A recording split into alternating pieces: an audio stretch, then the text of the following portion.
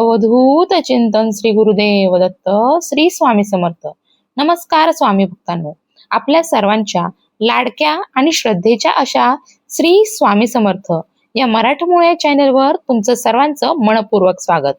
मंडळी, आपल्या आजूबाजूला अनेक प्रकारची झाडं असतात. काही झाडं आपल्याला फळं देतात, काही सावली देतात, काही औषधी गुणांनी परिपूर्ण असतात. पण काही वृक्ष असे असतात ज्यांना केवळ झाड म्हणून पाहिलं जात नाही, तर त्यांच्यामध्ये अध्यात्म, श्रद्धा, पौराणिक महत्व आणि दैवी ऊर्जा अनुभवली जाते. अशाच पवित्र वृक्षांपैकी एक म्हणजे बेलवृक्ष. हो मंडळी, भगवान शिवशंकरांना अत्यंत प्रिय असलेला हा वृक्ष भारतीय संस्कृतीमध्ये हजारो वर्षांपासून विशेष स्थान प्राप्त करून आहे. श्रावण महिना असो, महाशिवरात्री असो किंवा एखादी साधी शिवपूजा, बेलपत्राशिवाय शिवपूजा पूर्ण होत नाही अशी अनेक भक्तांची श्रद्धा आहे. परंतु मंडळी, बेलवृक्षाचं महत्व फक्त पूजेपुरतं मर्यादित नाही, तर आरोग्य, पर्यावरण, मानसिक शांतता आणि आध्यात्मिक उन्नती यांच्याशी देखील त्याचा संबंध जोडला जातो. म्हणूनच आजच्या या व्हिडिओमध्ये आपण बेलाच्या झाडाचे विविध फायदे, घरात बेलवृक्ष असण्याचं महत्व, त्याच्याशी जोडलेल्या धार्मिक मान्यता आणि काही रोचक आध्यात्मिक अनुभव याबद्दल सविस्तर माहिती जाणून घेणार आहोत. म्हणूनच आजचा हा व्हिडिओ शेवटपर्यंत नक्की ऐका, कारण कदाचित या माहितीमुळे तुम्ही देखील तुमच्या घरात बेलाचं झाड लावण्याचा विचार नक्कीच कराल. मंडळी, सर्वप्रथम बेलाच्या झाडाच्या नैसर्गिक आणि आरोग्यदायी गुणधर्मांबद्दल जाणून घेऊया. आयुर्वेदामध्ये बेलवृक्षाला अत्यंत महत्व दिलं गेलं आहे. त्याची पानं, फळं, साल, मुळं यांचा विविध प्रकारे उपयोग केला जातो. अनेक आयुर्वेदिक ग्रंथांमध्ये बेलाच्या गुणांचं वर्णन आढळून येतं. बेलाचं फळ पचनक्रियेसाठी उपयुक्त मानलं जातं. अपचन, पोटातील त्रास आणि काही पचनासंबंधित समस्या कमी करण्यासाठी याचा उपयोग हा केला जातो. त्याचप्रमाणे बेलपत्रांचा देखील विविध पारंपरिक उपचारांमध्ये वापर केला जातो. म्हणूनच अनेक जण असं म्हणतात की घराच्या अंगणात बेलवृक्ष असणं म्हणजे जणू निसर्गाने दिलेलं एक वरदानच आहे. मंडळी, आजच्या काळात प्रदूषण ही एक मोठी समस्या बनली आहे. अशा वेळी बेलवृक्ष पर्यावरणासाठी देखील महत्वाचा मानला जातो. हा वृक्ष परिसरातील हवा शुद्ध ठेवण्यास मदत करतो. त्याची हिरवीगार पानं डोळ्यांना सुखावतात आणि त्याची सावली मनाला प्रसन्नता देते. उन्हाळ्याच्या दिवसांमध्ये बेलाच्या झाडाखाली काही वेळ बसलं तर एक वेगळीच शीतलता अनुभवायला मिळते. अनेकांना त्या ठिकाणी एक प्रकारची शांतता जाणवते आणि हाच अनुभव पुढे आध्यात्मिकतेशी जोडला जातो. मंडळी, भारतीय परंपरेनुसार बेलवृक्ष हे शुभत्वाचं प्रतीक मानलं गेलं आहे. असं सांगितलं जातं की ज्या घरामध्ये बेलवृक्ष असतो त्या घरामध्ये सकारात्मकतेचं वातावरण निर्माण होतं. घरातील सदस्यांच्या मनामध्ये भक्तिभाव वाढतो आणि देवपूजेमध्ये अधिक एकाग्रता निर्माण होते. याला वैज्ञानिक आधार कितपत आहे यावर वेगवेगळी मतं असू शकतात, परंतु हजारो वर्षांपासून भारतीय संस्कृतीमध्ये ही श्रद्धा जपली गेली आहे. विशेषतः भगवान शिवाची उपासना करणाऱ्या भक्तांसाठी बेलवृक्षाला अत्यंत पवित्र मानलं जातं. कारण शिवपूजेमध्ये अर्पण केलं जाणारं बेलपत्र हे भगवान शिवांना अत्यंत प्रिय असल्याचं मानलं जातं. अनेक भक्तांचा असा अनुभव असतो की श्रद्धेने अर्पण केलेलं एक बेलपत्रही मनाला अतिशय समाधान देऊन जातं.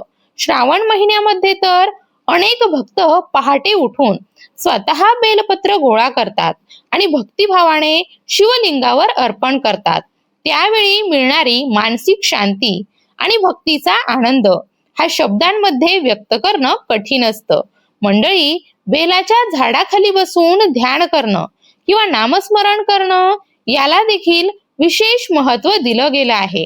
अनेक साधकांच्या मते अशा वातावरणात मन अधिक शांत होतं, विचार स्थिर होतात आणि ध्यानामध्ये एकाग्रता वाढण्यास मदत होते. काही साधक तर असंही सांगतात की बेलवृक्षाच्या सानिध्यात बसून जप केल्याने त्यांना वेगळीच आध्यात्मिक ऊर्जा अनुभवायला मिळाली. अर्थात हे अनुभव वैयक्तिक असतात, परंतु भारतीय अध्यात्मामध्ये बेलवृक्षाचं स्थान हे अत्यंत मानाचं मानलं जातं. आणि याच कारणामुळे आजही अनेक मंदिरांच्या परिसरात आणि अनेक भक्तांच्या घरांमध्ये बेलवृक्ष आवर्जून लावलेला दिसतो. मंडळी, आतापर्यंत आपण बेलवृक्षाचे आरोग्यदायी, पर्यावरणीय आणि धार्मिक महत्त्व जाणून घेतलं. पण आता आपण त्या गोष्टीकडे वळणार आहोत ज्यामुळे बेलवृक्षाला हिंदू धर्मामध्ये इतकं मोठं आणि पवित्र स्थान प्राप्त झालं आहे. कारण या वृक्षामागे केवळ श्रद्धाच नाही, तर अनेक पौराणिक कथा, आध्यात्मिक मान्यता आणि भक्तांच्या अनुभवांचा देखील वारसा जोडलेला आहे. मंडळी, अनेक पुराणांमध्ये बेलवृक्षाचा खास उल्लेख आढळतो. काही कथांनुसार माता पार्वतीच्या तपश्चर्येमुळे या वृक्षाची उत्पत्ती झाली, तर काही ठिकाणी असं वर्णन केलं जातं की माता पार्वतीच्या दिव्य शक्तीतून बेलवृक्ष प्रकट झाला. म्हणूनच या वृक्षामध्ये देवीचं वास्तव्य असल्याची श्रद्धा अनेक भक्तांमध्ये आहे. काही धार्मिक मान्यतांनुसार बेलवृक्षाच्या मुळामध्ये देवी गिरिजा, खोडामध्ये महेश्वरी, फांद्यांमध्ये विविध शक्तिरूपे आणि पानांमध्ये माता पार्वतीचा वास असल्याचं मानलं जातं. म्हणूनच या वृक्षाकडे केवळ झाड म्हणून न पाहता दैवी स्वरूप म्हणून पाहिलं जातं. मंडळी, आणखी एक प्रसिद्ध कथा समुद्र मंथनाशी जोडलेली आहे. जेव्हा समुद्र मंथनातून हलाहल विष बाहेर आलं, तेव्हा संपूर्ण सृष्टी संकटात सापडली. देव आणि दानव दोघेही भयभीत झाले. अशा वेळी भगवान शिवांनी संपूर्ण सृष्टीच्या रक्षणासाठी ते विष प्राशन केलं. विषाच्या प्रभावामुळे त्यांच्या कंठामध्ये तीव्र उष्णता निर्माण झाली आणि त्यावेळी बेलपत्रांच्या शीतल गुणांमुळे त्यांना आराम मिळाला, अशी एक धार्मिक मान्यता सांगितली जाते. म्हणूनच आजही भगवान शिवांना बेलपत्र अर्पण करण्याची परंपरा श्रद्धेने पाळली जाते. मंडळी, बेलपत्राच्या 3 पानांनाही विशेष महत्त्व दिलं जातं. ही 3 पानं ब्रह्मा, विष्णू आणि महेश या त्रिदेवांचं प्रतीक मानली जातात. तर काही ठिकाणी ती सत्व, रज आणि तम या 3 गुणांचं प्रतीक मानली जातात. काही भक्त भगवान शिवाच्या 3 नेत्रांचं प्रतीक म्हणूनही त्याकडे पाहतात.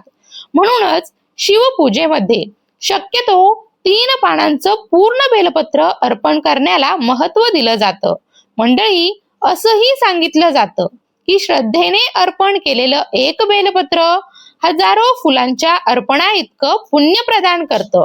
अर्थात काही धार्मिक श्रद्धा आहे, पण यामधून भक्तिभावाचं महत्त्व अधोरेखित केलं जातं. कारण देवाला वस्तूंची किंमत नसते, तर भावनेची किंमत असते. मंडळी, वास्तुशास्त्रामध्ये देखील बेलवृक्षाला विशेष स्थान देण्यात आलं आहे. अनेक वास्तुतज्ञांच्या मते घराच्या ईशान्य दिशेला म्हणजेच उत्तर पूर्व दिशेला बेलवृक्ष लावणं शुभ मानलं जातं, कारण ही दिशा देवतांची दिशा मानली जाते.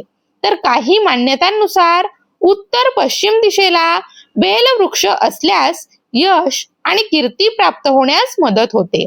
या श्रद्धा वेगवेगळ्या परंपरांनुसार बदलू शकतात, परंतु बेलवृक्ष शुभ मानला जातो याबाबत जवळपास सर्वत्र एकमत आढळून येतं.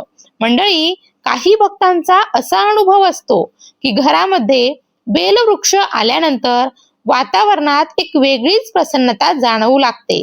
घरातील पूजा अर्चेमध्ये अधिक मन लागतं, नामस्मरण करण्याची इच्छा वाढते आणि घरातील वातावरण अधिक शांत वाटू लागतं.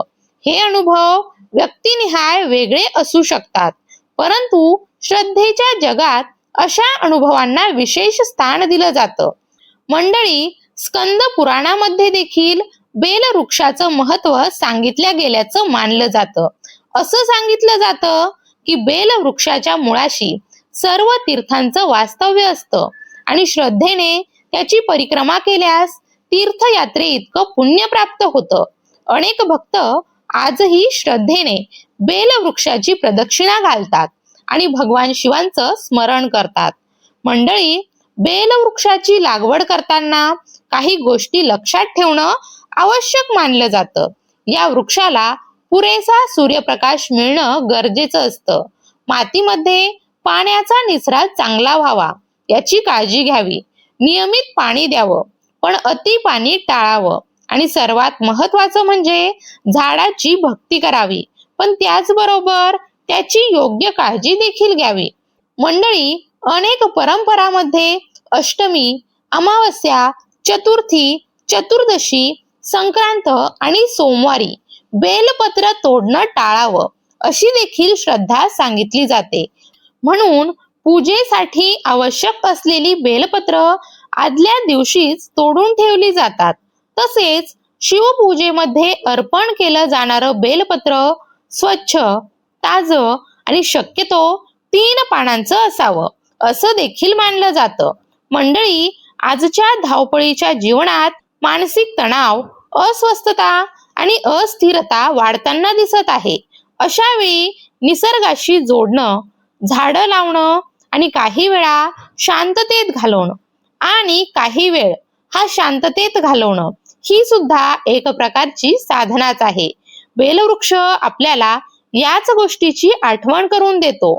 तो आपल्याला भक्ती शिकवतो, निसर्गाशी नातं जोडायला शिकवतो आणि मनामध्ये सकारात्मक विचार वाढवण्याची प्रेरणा देतो. म्हणूनच अनेक भक्तांच्या दृष्टीने बेलवृक्ष हा केवळ एक वृक्ष नसून श्रद्धा, भक्ती आणि अध्यात्म यांचं जिवंत प्रतीक आहे.